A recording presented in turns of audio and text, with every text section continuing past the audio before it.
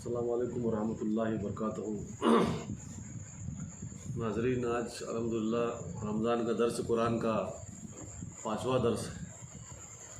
इसके अंदर आज हमें ख़ास बात की तरफ तवज्जो देना है। कुरान में और हदीसों में अल्लाह की ज़ात के ताल्लुक़ से बड़े बड़े 3 गुनाहों का जिक्र है। एक है कुफ्र। कुफ्र के माने होते हैं अल्लाह का इनकार करना, अल्लाह की ज़ात का इनकार करना, अल्लाह के अहकामात का इनकार करना। दूसरा गुनाह है शिर्क। शिर्क का मतलब होता है अल्लाह की ज़ात में किसी को शरीक करना, अल्लाह की ज़ात में, उसकी सिफ़ात में, उसकी इख्तियारात में किसी को शरीक करना, इसको कहते हैं शिर्क। तीसरी जो है अल्लाह की ज़ात के ताल्लुक़ से जो गुनाह है बड़ा, हुआ है तागूत। तागूत के माने होते हैं ख़ुद को खुदा कहना, खुदाई की इख्तियारात खुद हाथ में अपने लेना, ये तागूत है। अब तीनों में बड़ा गुनाह कौन सा है? तागूत है। सबको मालूम है, किसी भी आप पूछिए 3 गुनाह बताइए, वो बताएंगे तागूत सब में बड़ा, खुद को खुदा कहना, खुदाई का दावेदार मानना। यानी इसमें कुफ्र भी आ गया, शिर्क भी आ गया, उससे बढ़कर आ गया।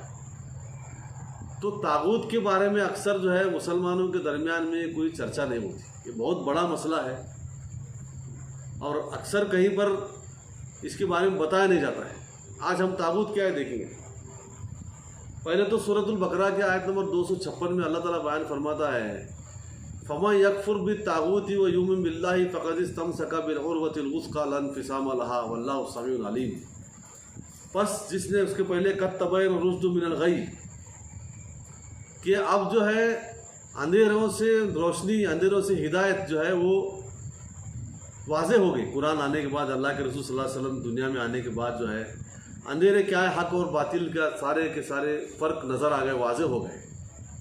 अब जो आदमी जो भी तागूत का कुफ्र करके अल्लाह पर ईमान लाएगा, उसने एक मजबूत हल्के को थाम लिया जिसका टूटना नहीं है। अल्लाह समीउन अलीम है। तो इस आयत से हुक्म निकलता है, शरई हुक्म वो यह है कि कोई शख्स उस वक्त तक मोमिन नहीं हो सकता जब तक कि वो तागूत का कुफ्र ना करे। इस्लाम में मुसलमान बनने की, मोमिन बनने की कंडीशन है, तागूत का कुफ्र करना चाहिए, उसे तागूत के साथ लड़ते रहना चाहिए। अल्लाह ताला सूरह निसा में बयान फरमा। तागूत क्या है वो देखेंगे। सूरह निसा के आयत नंबर 76 में अल्लाह ताला बयान फरमाए कि तुम ऐसे और तागूत के शैतान, तागूत के दोस्तों के साथ लड़िए, जंग कीजिए। अल्लाह ने बयान हुक्म दिया मुसलमान। अब तागूत क्या है उसकी तारीफ हम ज़रा यहाँ पर देखेंगे। एक तो ये मोटी बात है ख़ुद को खुदा बनाना, खुदाई के इख्तियारात में, इख्तियारात खुदाई के अपने हाथ में लेना, ये तागूत है। अब वो इख्तियारात कौन कौन से हैं? खुद को खुदा कहने का मतलब है कोई सिर्फ आदमी खड़ा होकर कहे कि मैं खुदा हूँ, वो नहीं। प्रैक्टिकली किन किन बातों में वो खुदाई के इख्तियारात में अपने आप को मदाखलत करता है, अपनी मदाखलत करता है, वो उस पर से वो समझा जाएगा कि वो तागूत कर रहा है। सब में बड़ा यहाँ पर तागूत की तारीफ बयान फरमाई गई सूरतुन निसा के आयत नंबर 60 में।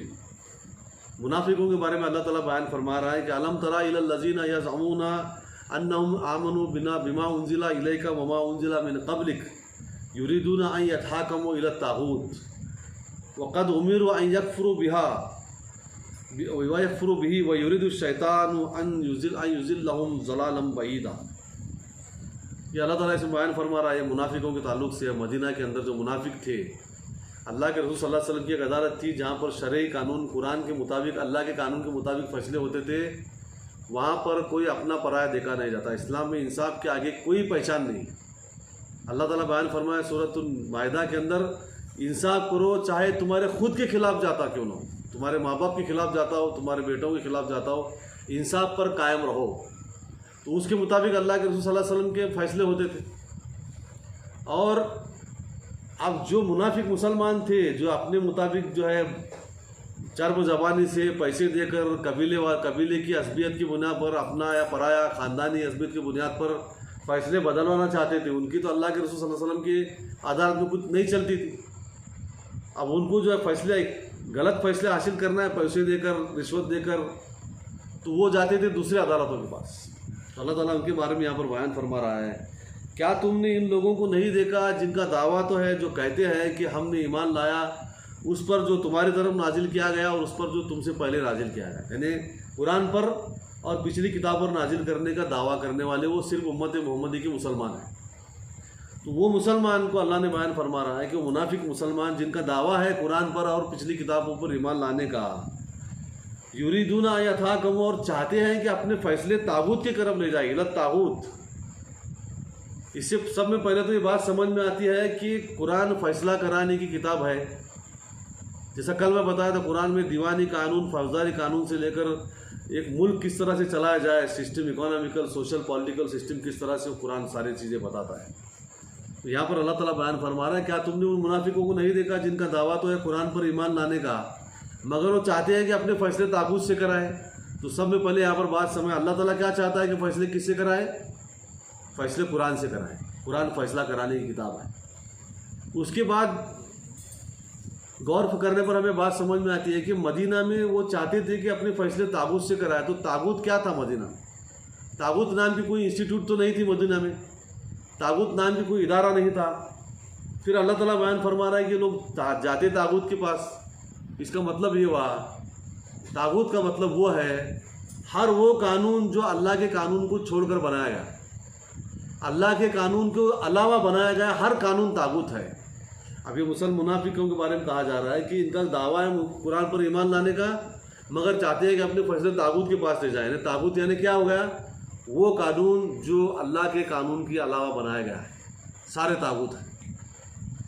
वक़द उमीर यकफुरु बिहा, हालांकि उनको हुक्म दिया गया है कि तुम तागूत का कुफ्र करो। ये अभी मैंने बताया जो सूरह बकरा की आयत नंबर 256 अल्लाह ताला बयान फरमा रहा है, रिपीट कर रहा है। हालांकि उनको हुक्म दिया गया था कि तुम तागूत का कुफ्र करो, यानी मुसलमान तागूत का कुफ्र किए बगैर मुसलमान हो सकता नहीं, मोमिन हो सकता नहीं। तो क्या है यहाँ पर? और शैतान चाहता है कि उनको जो है बहुत बहका कर दूर की गुमराही में डाले, यानी तागूत के पीछे फिरने वाले।